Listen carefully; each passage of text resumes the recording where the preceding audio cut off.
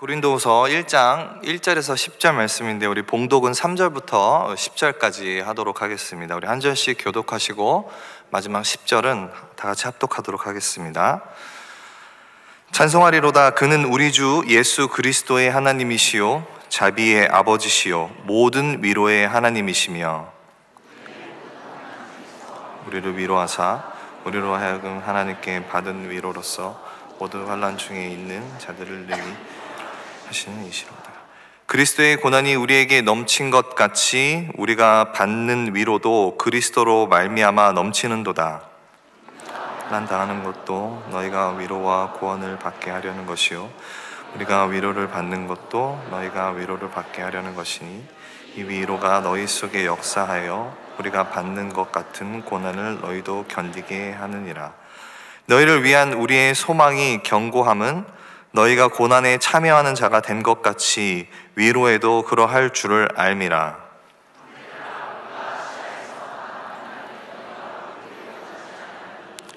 힘에 겹도록 심한 고난을 당하여 살 소망까지 끊어지고 우리는 우리 자신이 사형 선고를 받은 줄 알았으니 이는 우리로 자기를 의지하지 말고 오직 죽은 자를 다시 살리시는 하나님만 의지하게 하심이라.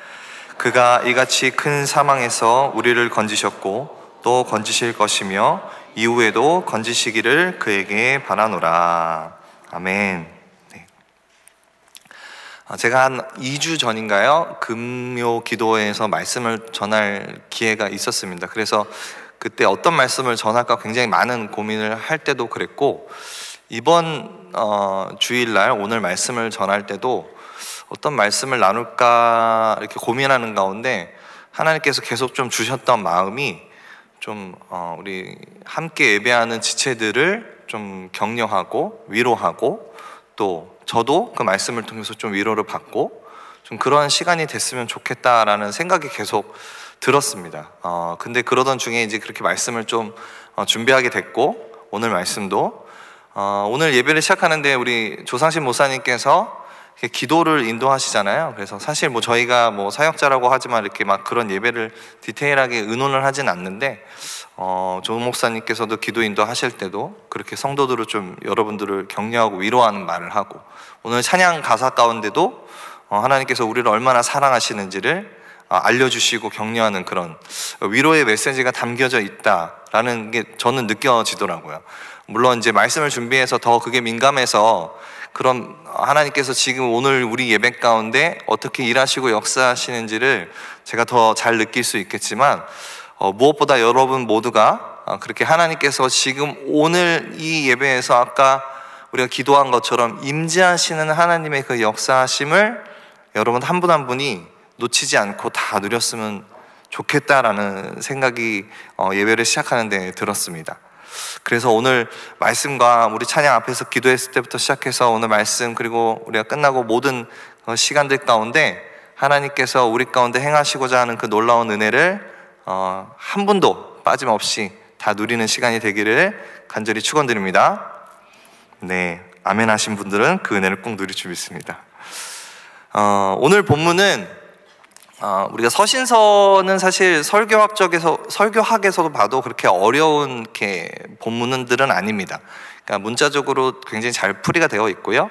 문자적으로 이해해도 큰 어려움이 없는 부분들인데 그래도 좀 그 배경이나 그 상황들을 조금 이해하고 보면 좀 더 말씀이 좀 더 클리어하게 다가오는 건 사실이죠. 이 사도 바울은 보통 편지를 보낼 때 굉장히 많은 서신서들을 썼잖아요. 그래서 편지를 보낼 때 성도들을 약간 칭찬하는 형태로 보낼 때가 많습니다. 로마서를 보면 성도들의 믿음을 칭찬했고 에베소서에는 교인들의 이제 사랑을 칭찬을 했습니다. 그리고 데살로니가 교인들에게는 그들이 갖고 있는 예수님의 재림에 대한 소망을 칭찬했어요. 그리고 또 골로새 교인들에게는 그들이 갖고 있는 그리스도에 대한 신뢰를 칭찬을 했습니다. 그리고 고린도, 오늘 저희가 읽은 건 고린도 후서지만 고린도 전서에는 그들의 지식과 영적인 은사들을 주신 하나님을 찬양하는 이런 시작으로 서신서에 인사말을 전했습니다. 근데 오늘 본문을 보면 고린도 후서 저희가 1장 1절부터 이제 1절, 2절은 읽지 않았지만 그 시작들의 그 인사말을 우리가 읽은 부분이잖아요. 사도 바울은 교인들을 칭찬하진 않았습니다. 그렇다고 그들을 꾸중한 것도 아니죠. 오히려 사도 바울은 우리가 내용을 읽어서 알겠지만 성도들에게 위로의 하나님을 전하고 있는 것을 우리가 알 수가 있어요. 자, 그렇다면 사도 바울은 이 고린도 후서에서 왜 이 수신자들에게, 그들에게 편지를 쓸 때 위로의 말로 시작을 하게 되었을까요? 그런 좀 고민을 좀 해보긴 원하는데, 코린디 아주마이라는 말이 있습니다. 그래서 이 말의 뜻은 돈만 알고 순간의 쾌락을 추구하며 사는 어떤 경박한 사람의 생활을 하는 당시의 고린도 도시 사람들을 향한 어떤 관용적인 표현입니다. 그러니까 당시의 고린도 사람들을 향해서 고린도 사람들처럼 산다, 그러면 이런 말을 하면 이런 의미를 안고 있는 거죠. 돈만 알고 순간의 쾌락과 경박한 사람의 생활을 하는 사람들을 지칭할 때 고린도인처럼 산다라고 이렇게 말을 했다고 합니다. 그러니까 이거는 고린도시의 굉장히 문화는 태폐적이었고요, 음란했고, 도시가 문명상으로는 굉장히 번영을 했고 그 번영을 이루었지만 사실 도덕적으로는 굉장히 극히 저급한 도시였다고 봅니다. 실제로 고린도 유적지에서 그 유물들을 발견한 걸 보면 주사위나 어떤 도박에 사용됐던 화폐들, 그리고 각종 술병, 그리고 술잔, 이런 것들이 굉장히 많이 발견되었어요. 그래서 이 사실을 통해서도 당시의 고린도 교회가 얼마나 세상적인 향락과 쾌락에 빠져 있는 도시인 줄을 우리가 알 수가 있는 거죠. 자, 이처럼 우상 숭배로 타락하고 오염된 이 도시 가운데 그런 상황 가운데서 신앙생활을 하는 교인들, 사실상 어찌 보면 신앙생활을 하는 가운데 죄와 힘겹게 싸우고 굉장히 어떤 신앙적으로 전투적인 그런 신앙생활을 했을 가능성이 굉장히 높아 보입니다. 그렇죠? 그리고 사도 바울이 이 고린도 교인들을 어떤 그들의 신분에 관련해서 좀 언급하는 내용이 있는데, 고린도전서 1장 26절에 이런 표현들이 있어요. 형제들아, 너희를 부르심을 보라. 육체를 따라 지혜로운 자가 많지 아니하며 능한 자가 많지 아니하며 문벌 좋은 자가 많지 아니하도다 라고 이렇게 말을 함으로써 당시 고린도 교인들은 굉장히 주로 가난하고, 그렇죠? 멸시받는 계층임을 우리가 추측을 할 수가 있습니다. 그리고 그뿐만 아니라 상황적으로 그런데 이 당시에 거짓 교사들, 초대교회 대부분의 많은 교회들이 그랬는데 거짓 교사들의 잘못된 가르침으로 인해서 어떤 도덕적인 방종과 또 하나님의 말씀의 그 진리에 대한 오류에 굉장히 시달려야 했습니다. 그래서 그래서 사실 고린도전서를 먼저 기록해서 보낸 것인데, 사실 이마저도 교회 형편에는 호전되기에는 거짓 사도들의 가르침이 너무 고린도 교회를 혼란케 했습니다. 그리고 다른 한쪽으로 보면 사실 그 고린도 교회에게는 어떤 직접적인 어려움이나 핍박은 없었어요. 박해라든지 우리가 생각하는 흔히 초대교회가 경험했던 그런 것들은 없었지만, 우리 앞서 계속 살펴봤던 것처럼 거짓 교사들, 그리고 그 지역의 어떤 이방 신전의 문화들, 그리고 우상 숭배로 굉장히 세속화된 그런 문화들로 가득한 그런 삶의 환경들. 그래서 고린도 교인들이 이 신앙생활이 그런 것들로 인해서 얼마나 힘들고 지쳐 있고 그들을 괴롭혔는지를 우리가 잘 알 수가 있는 거죠. 자, 그런 의미에서 보면 물론 그 옛날의 고린도 교회도 굉장히 혼탁하고 우상 숭배로 또 세상의 문화로 힘든 신앙의 배경이었지만, 사실 우리가 살고 있는 이 세속 도시도, 그죠? 더 나을 것이 없다라고 판단이 되어집니다. 그 시절의 어떤 고린도 교인들에게나 지금 이 세속 도시를 살고 있는 우리에게나 하나님은 이 오늘 본문의 말씀을 통해서 또 사도 바울이 전한 그 말씀을 통해서 위로의 말들을 우리에게 전해주고 있는 거죠. 그리고 이 위로의 말들을 자세히 보면 우리에게 정말 깊은 은혜를 또 울림을 주기에도 전혀 부족함이 없다라고 저는 믿어집니다. 자, 그래서 그 위로의 말씀들을 조금 더 면밀히 살펴보기를 원하는데, 먼저 우리가 좀 살펴봐야 할 내용들은 사도 바울이 오늘 본문에서 위로를 전하고 있는데, 그 위로를 주시는 이에 대해서 좀 묘사를 하고 있죠.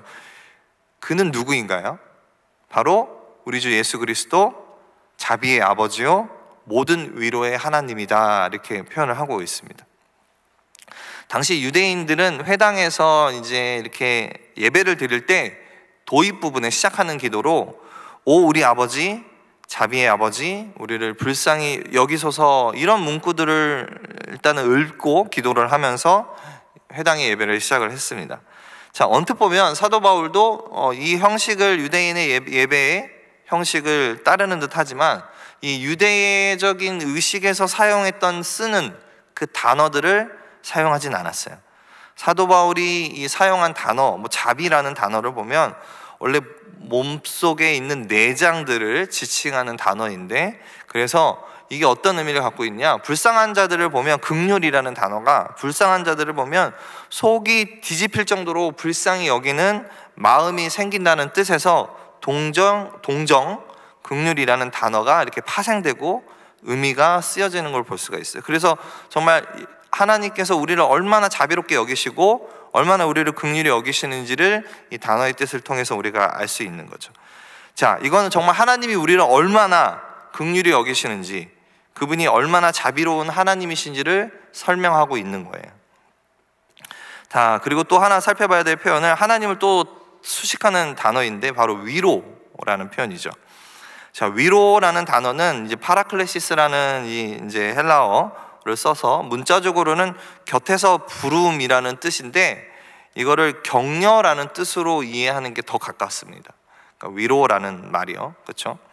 자, 주로 사도 바울은 이 단어를 이제 쓸 때 하나님의 이제 하나님의 어떤 내적인 속성이잖아요. 위로의 하나님이라고 표현을 하면 하나님이 갖고 있는 속성을, 내적인 속성인데, 사도 바울이 이 단어를 쓸 때면 그런 하나님의 내적인 속성이 실제로 외적인 삶에 우리에게 나타나는 행위로 구체화될 때 많이 사용을 했어요. 그래서 하나님의 이 위로하심, 이 격려하심은 우리 삶에 실제로 존재한다라는 것을 좀 이야기할 때 이 단어를 많이 사도 바울은 사용을 했습니다. 그러니까 이게 단순히 그냥 피상적인 단어가 아니라 우리에게 굉장히 가까운 현실적인 하나님 우리에게 주시는 단어다라고, 이렇게 단어를 통해서, 위로라는 단어를 통해서 사도 바울은 그가 쓴 글들에서 그렇게 하나님의 어떤 성품에 대해서 이야기하는 거죠. 자, 그래서 사도 바울이 사용하는 이 위로라는 단어가 주는 의미는 단순히 고난 가운데서 위로받았을 뿐만 아니라 고난으로부터 우리를 건지시고 때로는 그 고난의 문제들을 견뎌낼 수 있는 방법을 알려주시고 인도하시는 것을 의미한다라는 거죠. 그러면서 사도 바울은 본격적으로 본문 안에서, 우리가 읽은 본문 안에서 보면 위로라는 말을 10번이나 사용하면서 하나님의 그 위로가 무엇인지를 이 책을 읽는, 편지를 읽는, 그리고 오늘날 우리가 설교를 듣고 있는 우리에게 전하고 있는 거예요. 여러분, 하나님의 위로가 무엇이라고 생각하십니까? 여러분은 하나님의 위로를 누리고 계세요? 한 주간 여러분 한번, 제가 손 들고 이런 거는 시키지 않을 테니까 한 주간 여러분의 삶을 생각해 보시면서 내가 이 한 주간의 삶 가운데 하나님의 위로를 누렸다라고 생각되어지는 여러분의 삶의 순간들이 있어요? 있습니까? 없으면 왜 없을까요? 한번 좀 그런 부분들을 우리가 좀 오늘 고민하면서 말씀을 좀 나누기를 원합니다. 자, 쉽게 얘기하면 오늘 말씀을 통해서 사도 바울 자신이 받았겠죠, 그렇죠? 자신이 받은 하나님의 위로를 당시 고린도 교인들에게도, 그리고 오늘날 이 말씀을 접하는 우리에게도 그 당신이 누렸던 하나님의 위로를 우리도 동일하게 누리기를 원하며 그 위로가 무엇인지를 전하고 있는 거죠. 그리고 그 위로를 너희도 누려라 라고 이야기를 하고 있는 겁니다. 자, 그래서 우리가 그 하나님의 위로를 온전히 누리기 위해서 그 어떤 질문들을 함께 던지고 그 질문의 답을 또 바로 찾아서 그 의미들을 좀 살펴보기를 원하는데, 첫 번째 질문은, 그렇다면 우리가 받는 위로는 어떠한 것인가? 그 위로는 어떠한 것인가? 그 위로는 바로 우리 삶의 고난의 무게보다 넘치는 예수 그리스도의 위로입니다. 자, 본문 5절을 보니까요, 그리스도의 고난이 우리에게 넘친 것 같이 우리가 받는 위로도 그리스도로 말미암아 넘치는 도다라고 이렇게 사도 바울은 이야기합니다. 자, 우리는 굉장히 잘 알고 있어요. 신앙생활을 오래 하신 분들은 사도 바울이 어떤 인물이고 그가 겪었던 일들이 무엇인지를. 자, 사도 바울은 10년 남짓 전도 여행을 하면서 정말 많은 환난과 고난과 고통을 경험했죠. 모욕을 당하고요, 성난 폭도들을 피해서 이 도시에서 저 도시로 다니고, 또 감옥에 갇히고 돌에 맞고, 또 때로는 살인의 표적이 되기도 합니다. 제가 그냥 인간적으로 생각해 봤을 때는 사도 바울이 받은 고난 정도면 정말 포기할 법도 해요. 포기하는 것도 어떻게 보면 되게 리즈너블하다라고 생각이 되어져요. 정말 하나님의 계시다면 이렇게까지 될 수 있을까라는 그런 심정을 토해낼 법도 한 어떤 사도 바울의 상황들이었습니다. 그런데 사도 바울은 놀랍게도 자신에게 임하는 고통과 고난의 그 존재를 부정하지도 않았어요. 오히려 사도 바울은 분명히 이야기를 하죠. 자, 내가 수많은 고통과 고난을 경험했지만 내가 받은 위로는 그리스도로 말미암아 넘쳐났다라고 이야기를 하는 거예요. 여러분, 고난과 고통이 뭘까요? 여러분마다 다 아마 정의가 다르겠지만, 자, 우리가 사는 이 인간 세계는 고난과 고통을 이해하는 방식이 종교나 어떤 문화에 따라 다 다릅니다. 그래서 힌두교는 고통이 전생의 업의 결과라고 봐요. 불교는 고통의 원인을 집착으로 봅니다. 자, 유대교와 이슬람교는 고통과 고난의 현실 앞에 하나님의 선한 뜻을 묻고 그 과정의 순종을 배우는 의미라고 고통을 보고 있고요. 또 스토아 철학자들에 의하면 고통은 그냥 세계가 전개되기 위한 어떤 필수적인 조건이다라고 보고 있습니다. 그리고 우리가 살고 있는 이 현대 세속 사회에서는 어떻게 그걸 이야기하냐? 고통을 삶의 의미와 가치를 만들어가는 길에 등장하는 장애물, 없어야 할 존재, 극복해야 할 존재로 고통을 봅니다. 그래서 현대 사회는, 우리가 살고 있는 이 세상은 고통은 그 유익이라는 관념이, 그 유익이 없다라는 거죠. 그 관념이 저항받는 시대예요. 그러니까 고통을 받을 필요가 없다라는 거죠. 그렇다면 성경은 우리가 지금 우리 삶에서 일어나는 지난 2023년 한 해를 봐도 작게는 지난 한 주 하루에 일어난 어떤 고통과 어떤 고난의 문제들을 어떻게 이해해야 되고, 성경적인 관점은 어떻게 바라봐야 될까요? 제가 굉장히 좋아하는 책인데요, 팀 켈러 목사님의 고통에 답하다라는 부분에서 제가 이렇게 고난에 대해서 이렇게 설명하고 있는 거를 좀 발췌를 했습니다. 좀 긴데 한번 제가 읽어보겠습니다. 고난이라는 단어와 영광이란 말을 연결하는 성경 본문은 헤아릴 수 없이 많다. 바울은 고난이 우리를 준비시켜 영원한 영광에 이르게 한다고 되풀이해 말한다. 자, 고난 가운데 하나님께 드리는 깊은 신뢰는 세상 사람들에게 주님의 영광을 나타낸다. 그것은 세상 앞에 하나님의 위대하심을 드러내는 일이기도 하다. 어쩌면 이것만큼 하나님을 세상에 밝히 드러낼 수 있는 길은 없을지도 모른다. 이게 어떻게 보면 물론 이제 성경에서 말하는 고난의 여러 가지 관점들이 있지만, 팀 켈러 목사님이 정의하신, 우리가 믿는 그리스도인이라면 고난과 고통을 어떠한 관점으로 바라봐야 되는지를 설명하고 있는 거죠. 자, 기독교적인 관점은 우리 삶의 고난과 고통의 문제들을 통해서 우리는 그리스도께 더욱더 가까이 가게 되고, 우리의 믿음이 더욱더 어떻게 돼요? 성숙하게 된다는 것을 우리는 너무나 잘 알고 있습니다. 자, 이처럼 고난에 대해서 우리가 되게 다양하게 생각할 수 있을 것 같아요.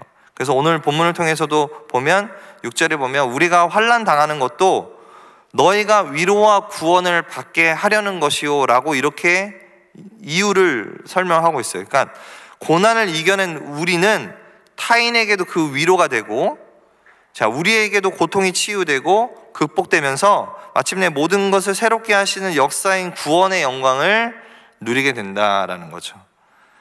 자, 그러면서 이렇게 가능하게 할 수 있는 것은 바로 우리를 향해 넘쳐나는 그리스도의 위로가 있기 때문에 우리는 고난을 이겨낼 수 있다라는 거예요.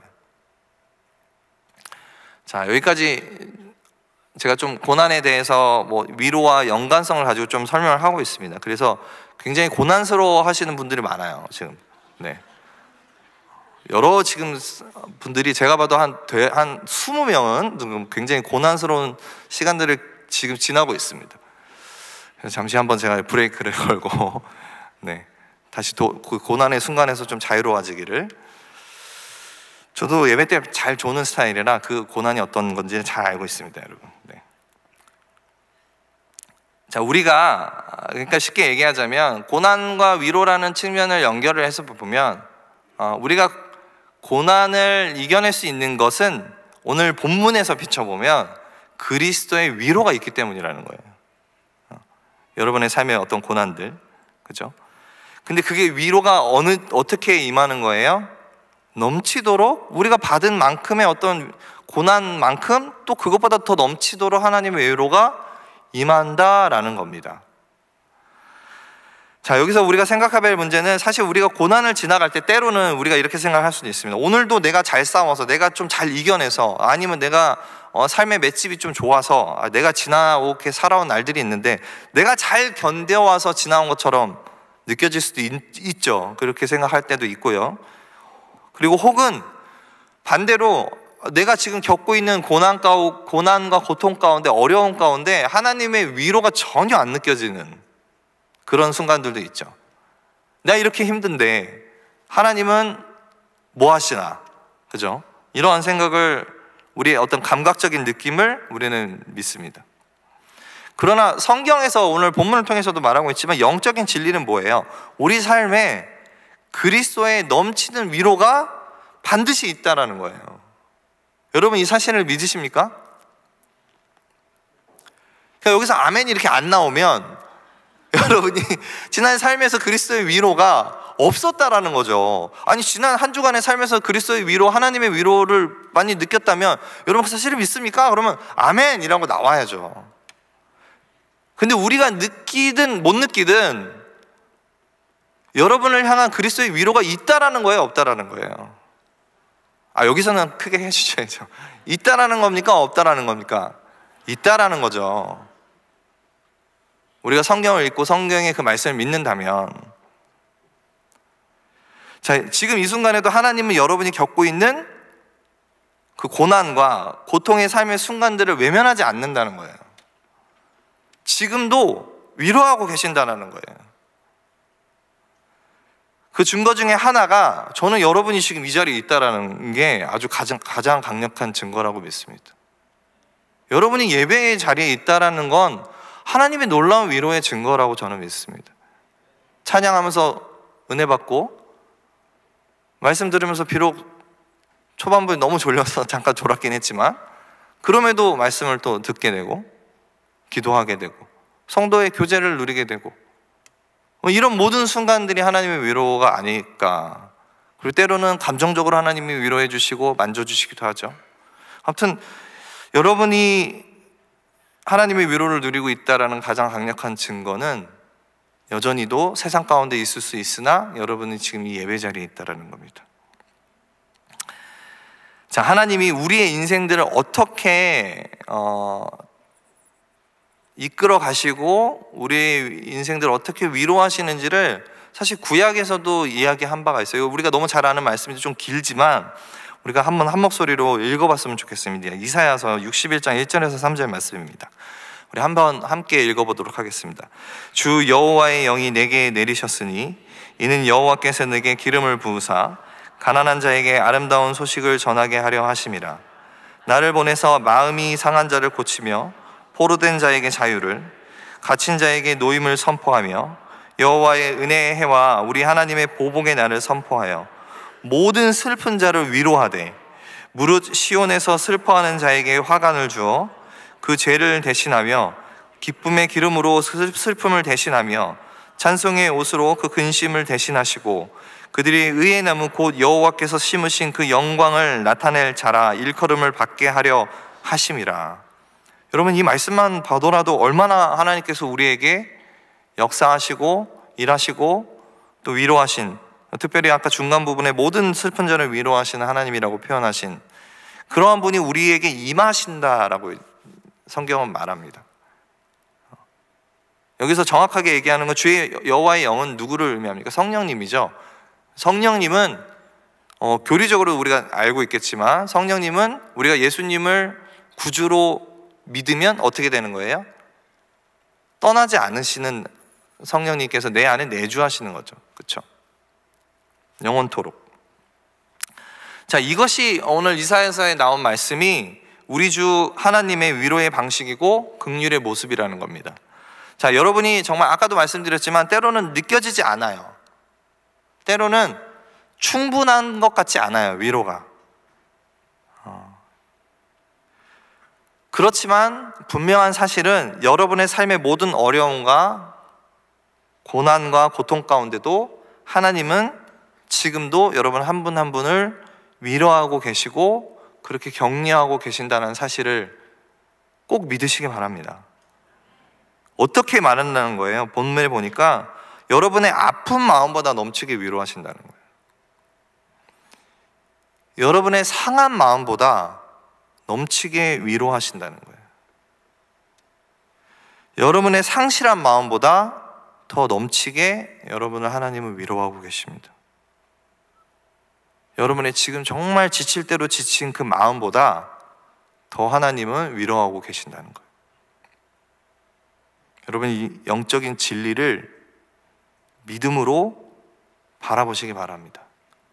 성경은 여러분을 예수 그리스도께서 여러분을 위로하신다라고 말씀하고 있어요. 왜 그럼 우리는 그 위로를 못 누릴까요? 자, 우리가 받는 위로는 우리 삶의 고난의 무게보다 넘치게 부어주시는 예수 그리스도의 위로라는 사실을 여러분 믿으시기 바랍니다. 자, 두 번째 질문입니다. 첫 번째 질문이 너무 길어서 두 번째, 세 번째도 너무 길 거라고 생각하신 분들도 있겠지만 두 번째, 세 번째는 짧은 예정입니다. 너무 염려하지 마시고요. 벌써 두 번째라니까 이게 두 번째라고 이런 표정들이 있으셔서 벌써 한 세 번째 한 것 같은데, 그죠? 자, 두 번째 질문입니다. 자, 위로는, 그렇다면 우리가 이게 하나님 주시는 위로는 우리를 어떻게 변화시키냐라는 거예요. 그죠? 이 질문을 던질 수가 있습니다. 그거에 대한 답은 오늘 또 본문에도 있죠. 하나님의 위로는 우리 자신을 의지하지 않고 하나님을 의지하게 합니다. 자, 사도 바울은 8절과 9절에서 설명하고 있어요. 제가 이렇게 좀 편하게 여러분이 이해하기 쉽게 조금 이렇게 바꿔서 제가 이렇게 읽어보도록 하겠습니다. 형제자매 여러분, 우리가 아시아에서 당한 환난을 여러분이 알기를 바랍니다. 자, 우리는 힘에 겹게 너무 짓눌려서 마침내 살 희망마저 잃을 지경에 이르렀습니다. 자, 우리는 이미 죽음을 선고받은 몸이라고 느꼈습니다. 그런 온갖 환난 가운데 임하는 하나님의 위로하심은 우리가 우리 자신을 의지하지 않고 죽은 사람을 살리시는 하나님을 의지하게 하기 위함이었습니다 라고 사도 바울은 설명을 하고 있는 거예요, 본문에서. 자, 우리가 고난을 통해서 우리가 의지할 수 있는 유일한 분은 오직 하나님밖에 없다라는 것을 깨닫게 되는 거예요, 위로를 통해서. 고난 가운데 우리가 하나님을 의지할 수 있는 이유는 고난 가운데 그 임하는 하나님의 위로하심이 있기 때문인 거예요. 이처럼 사도 바울은 우리가 정말 소망을 두어야 할 곳이 어디인지를 아주 적절하게, 아주 명확하게 설명하고 있는 거죠. 자, 우리 인생의 고난과 고통 가운데 우리의 마음을 의지할 곳은 오직 하나님밖에 없습니다. 여러분 믿으시죠? 우리가 그분만을 의지해야 하는 이유, 우리가 그분만을 신뢰해야 하는 이유는 우리의 모든 환난과 우리 인생의 모든 어려움 가운데 우리를 위로하시는 하나님의 은혜의 하나님이기 때문입니다. 설교 서두에도 위로라는 의미가 격려에 더 가깝다라는 의미라고 저 설명을 드렸죠. 자, 하나님은 우리 삶의 모든 순간에 임하셔서요, 세밀하게 우리를 격려하고 계시는 거예요. 곁에서, 우리의 곁에서. 자, 그렇게 우리를 격려할 수 있는 이유는요, 예수님이 우리를 구원하기 위해서 이 땅 가운데 오셨죠. 그리고 우리가 겪는 인생의 그런 고통과 고난을 우리보다 더한 고통의 시간을 보내신 예수 그리스도께서 우리의 인간의 연약함을 그 누구보다 정확하게 알고 계시고 그 누구보다 명확하게 알고 계시기 때문입니다. 그래서 우리는 그분의 고통을 인해 생명을 얻었고요, 그분의 위로와 격려하시는 은혜로 모든 고난을 돌파해 나갈 힘과 담력을 얻게 된 것이죠. 여러분, 상처만이 상처를 치유하고 고독만이 고독을 알아본다라는 말이 있습니다. 예수님의 십자가는 상처 많은 우리 삶에 언제나 깊은 공감의 능력과 회복과 치유와 변화의 능력이 있다는 것을 여러분 믿으시기 바랍니다. 자, 우리가 이러한 하나님의 위로를 경험할 때 우리 삶의 문제 앞에 더 이상 내 힘과 세상의 힘을 의지하는 게 아니라 하나님을 의지하게 된다는 거예요. 자, 9절에 보니까 자기를 의지하지 말고 오직 죽은 자를 다시 살리시는 하나님만 의지해야 한다. 사도 바울의 여러분 이 말을 기억하시기 바랍니다. 여러분, 사도 바울은 실제로 죽음의 문턱을 다다르는 엄청난 고난을 겪었죠. 아까도 제가 설명드렸지만 그는 그 가운데서도 뭐라고 얘기하는 거예요? 내 자신을 의지할 것이 아니라 죽은 자도 살리시는 하나님을 의지해야겠다라는 사실을 자각하고 깨달은 거예요. 그리고 그는 분명한 진리를 선포하고 있죠. 이처럼 어려운 가운데 하나님의 위로하심을 경험할 때 우리는 나 자신의 지혜나 능력이나 세상의 권력이나 힘을 의지하지 말고 오직 하나님만을 신뢰해야 한다라고 계속해서, 그리고 그 하나님의 위로하심은 우리를 이끌어 가실 것이다 라고 계속해서 말씀하고 있는 겁니다. 그래서 이처럼 하나님의 위로는요, 우리를 어떻게 변화시켜요? 우리가 하나님의 위로를 누리면 누릴수록 어떻게 우리의 삶이 변화되어지는 거예요? 말씀을 통해서 보면 내가 세상의 것들을 의지하던 것들이, 내가 내 자신만을 의지하던 것들이 하나님의 위로를 경험하면 경험할수록 내 자신이 의지하는 것이 아니라 더욱더 하나님을 의지하게 되는 그러한 삶을 살아가게 된다는 거예요. 오늘 말씀을 통해 보니까 사도 바울이 그렇게 이야기하고 있다는 겁니다. 자, 마지막 질문입니다. 이러한 하나님의 위로는 어느 때까지 역사되어지나? 자, 이러한 위로는 어느 때까지? 자, 우리가 이건 뻔한 답이지만 이 질문에 대한 답은 하나님의 위로는 우리 삶의 이전에도 지금도 앞으로도 임합니다. 자, 사도 바울의 말들을 제가 조금 다시 한번 앞에 살펴본 내용들이랑 같이 해서 잠깐 한번 정리를 해보면, 자, 하나님께서 환난 중에 우리를 위로하시고 우리가 겪는 고통의 시간이 넘친 것처럼 우리를 향한 위로도 넘칠 것이다 라고 말을 하고 있죠. 그리고 이 위로가 고난도 견디게 할 것이다 라고 이야기를 하고 있습니다. 그래서 기억해라, 우리는 살 소망까지 끊어졌었지만 그 가운데 하나님의 위로하심으로 나를 의지하지 않게 됐고 하나님을 의지하게 되었다. 자, 그렇다면 너희들아, 이 위로하심은 어디까지이냐? 그래서 나오는 말씀이 1장 10절입니다. 하나님께서는 이렇게 위험한 죽음의 고비에서 우리를 건져주셨고, 과거형이죠. 건져주셨고 지금도 건져주십니다. 세 번역으로 또 앞으로도 건져주시려는 희망을 우리에게 하나님께 두었습니다 라는 표현이죠. 자, 이전에도 지금도 앞으로도 임하는 하나님의 위로하심을 여러분 절대적으로 믿으시기 바랍니다. 내 삶의 과거에도 하나님의 위로하심은 반드시 존재했고요, 지금 내 삶에 하나님의 위로하심은 반드시 존재합니다.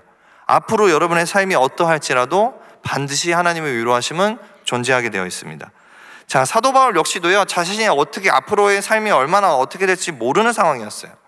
자, 그럼에도 불구하고 그게 다시 이전에 경험했던 그런 고통과 고난의 순간일지 모르잖아요. 사도 바울도 몰랐을 거 아니에요. 고난과 어려움이 있다 하더라도 하나님이 반드시 그의 인생을 구원해 줄 것이라는 그 믿음을 갖고 있었던 거예요. 그래서 하나님이 내 삶에 임하여 주셔서 나를 위로하시고요, 나를 이끌어 가실 것이라는 것을 사도 바울은 그렇게 믿음으로 선포하고 있는 게 오늘 본문입니다. 자, 사도 바울의 고백이 아니라 이제 여러분의 고백으로 가져가 보자고요. 지금 여러분 굉장히 나는 고난 따위는 겪고 있지 않습니다 라고 이렇게 하는 표정으로 되게 평안하게 안정적으로 살고 이렇게 보여지고 있지만, 여러분 삶에 남에게 말 못할 어떤 아픔과, 그렇죠? 그게 세상의 기준으로 크고 작고 큰 일이고 작은 일이고 이런 걸 떠나서 여러분의 삶에 참 힘든 부분이 있습니까? 없습니까? 반드시 있을 거예요. 없는 사람은 없다고 봅니다. 근데 그거를 여러분 어디서 위로를 누리고 어디서 그것들을 문제를 해결하기를 원하세요? 우리가 하나님의 자녀라면 그 위로를 하나님께 받아야죠. 우리가 하나님의 자녀라면 그 문제의 해결함을 하나님을 의지함을 통해서 받아야죠. 여러분의 삶에 어떤 끝이 보이지 않는 어두운 터널 같은 어려움이 있으신 분도 있을 거예요. 그게 건강의 문제이든요, 관계의 문제이든 직장의 문제이든 무엇이든 그런 어려움이 여러분 앞에 펼쳐져 있다 하더라도 주님은 끝까지 여러분 곁에서 여러분을 위로하시고 격려하실 것입니다. 여러분, 그런 문제들이 있어요. 아무리 봐도 반복되는 끝이 없는, 이거는 끝날 것 같지 않는 그런 문제들 있죠. 그런 문제들이라 할지라도 주님은 여러분을 절대로 포기하지 않으시고요, 그 삶의 문제들 가운데 주님은 여러분을 넘치도록, 그 문제보다 더 넘치도록 위로하시고 격려하실 거예요. 그래서 지금 이 순간에도 여러분의 그 인생의 고난과 아픔을 향해서 말씀하고 계시는 거예요. 내가 너희를 위로한다고. 내가 너와 함께 한다고. 지난 여름이 끝날 때쯤에 저희 첫째 딸, 이제 제가 자녀가 셋이 있는데 첫째 딸 예지가 이제 초등학교 6학년인데 몸이 좋지 않아서 검사를 받게 됐어요. 초등학교 6학년인데 이제 정확히 보면 이제 너무 저체중이었어요. 이렇게 보통 평균 체중보다 16kg가 모자란 상황이었어요. 그래서 주변에서도 이제 여러 가지 상황이 있어서 이제 좀 큰 병원에 가서 정밀 검사를 받게 됐습니다. 뭔가 문제가 있기 때문에 그런 현상이 나타난다라고 이제 이야기를 해서, 그래서 정밀 검사를 해보니까 첫째 우리 예지가 크론병이라는 난치병 진단을 받게 됐어요. 요즘에는 이제 많이 알죠. 크론병 또 아시는 분들 아실 텐데 염증성 장 질환으로도 많이 알려져 있어요. 그래서 병원에 입원을 했고 입원을 해서 내시경 검사를 이제 받았어요. 대장, 위장, 소장, 항문 할 것 없이 모든 이 내장 기관에 염증이 다 퍼져 있고 궤양이 퍼져 있었어요. 아마 어른도 견디기 힘들 정도의 어떤 고통이 있었을 거라고 생각을 합니다. 내시경 사진을 이제 보는데 아빠로서 정말 마음이 아프고 무너지죠. 그런 힘든 시간들이 이제 지나고 이제 크론병 확진을 받게 되고 이제 치료를 시작했어요. 그래서 가장 먼저 시작한 치료는 8주간 음식을 못 먹어요. 고칼로리 음료만 먹게 되어 있어요. 병원에서 지정해준 음료만. 아무 음식도 못 먹어요. 맛도 이상하죠. 근데 이제 그래봤자 이제 6학년인데 그 아이가 그거를 8주 동안 먹는다라는 게 가능할까? 인터넷을 막 찾아보니까 성인들도 3, 4주 하다 포기하고 5, 6주 하다 포기하고 너무 힘들어서. 여러분 8주 동안 아무것도 음식을 안 먹는다라는 거는 정말 힘들겠죠. 근데 그 아이는 8주 동안 아무것도 먹지 않고 그걸 잘 지났어요. 너무 괴로워했죠. 그 시간 동안. 지금도 이제 하루에 한 끼 정도를 제외하고는 아직도 그 음료수를 마시면서 몸을 회복하고 있습니다. 그렇게 힘든 그 시간들을 보내는 우리 딸도 그렇고 또 저도 그렇고 그렇게 이제 힘들어하는 아이, 이제 가끔씩 아이가 너무 힘들어하고 그 먹는 거 앞에서 힘들어하고 이럴 때 안아주면서 기도해줘요. 그래서 위로와 격려의 말을 그거밖에 해줄 수 없는 무능한 아빠죠. 그래봤자 뭐 안아줘서 기도해줄 수밖에 없는. 근데 제가 해줬던 말이, 아이에게 늘 해줬던 말이, 하나님이 함께 하시고 하나님이 고쳐주실 것이고 또 예지를 위해서 많은 사람이 너를 위해서 기도하고 있다, 이렇게 격려를 해줄 수밖에 없었어요, 아빠로서. 제가 그림을 하나 보여드리면, 지금 보는 그림은 얼마 전 추수감사주의를 맞이해서 교회에서 이제 교육부 아이들 대상으로 진행한 미술대회에 우리 첫째 아이가 이렇게 제출한 그림입니다. 감사하게 이제 입상을 해서 얼마 전에 이제 1층에 전시도 되었는데, 이 그림에서는 예지는 자신이 크론병이라는 사실을 고백하고 있어요. 그리고 자신도 기도하고 있지만, 밑에 그림을 보시면 아시겠지만 밑에 조그만하게 그린 많은 사람들이 자신을 위해서 기도하는 모습을 그려서 자신을 위해 기도해주는 사람들을 표현했어요. 그리고 그거를 표현하듯이 하단에 감사한 것이라고 해놓고, 많은 사람들이 나를 위해 기도해주는 것이 감사하다라고 그런 고백을 합니다. 이 어린 아이도 하나님의 위로하심, 하나님의 격려하심을 누리고 있는 거죠. 지금도 하나님은, 저는 믿습니다, 지금도 하나님은 우리 예지를 위해서 위로해 주시고 격려해 주시고, 그리고 또 주변의 많은 사람들의 관심과 기도로 하나님의 예지의 슬픈 마음을, 그 인생의 고단함을 위로해 주신다고 믿어요.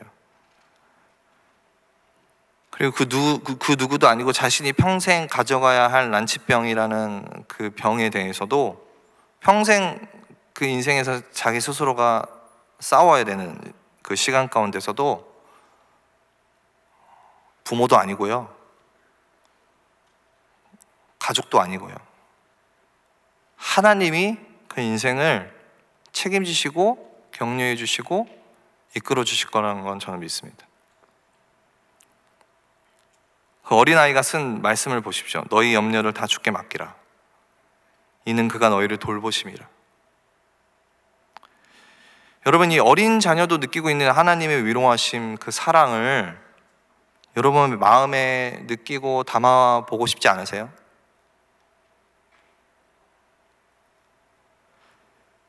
여러분도 이번 한 해 너무 정말 수고 많으신 것 같아요. 저도 이제 하모니 담당하면서 이제 여기저기 들려오는 어떤 인생의 어떤 어려운 문제들, 그리고 또 같이 사역하는 목사님들 통해서 들려오는 이제 성도들의 어떤 어려움들 들어보면 어느 것 하나 쉬운 게 없더라고요. 누구는 저희 딸처럼 건강의 문제로 매일매일 지친 하루를 보내야 했고, 누구는요 우울의 감정 때문에 내가 이러고 살고 싶지 않은데, 난 이런 감정 느끼고 싶지 않은데, 그 우울의 감정으로 매일 싸우면서 지친 하루를 보내고 있어요. 누구는 직장 문제로 매 순간 지친 하루를 보내고 있고요. 누구는 도저히 해결될 길이 없어 보이는 가정의 문제들 있죠.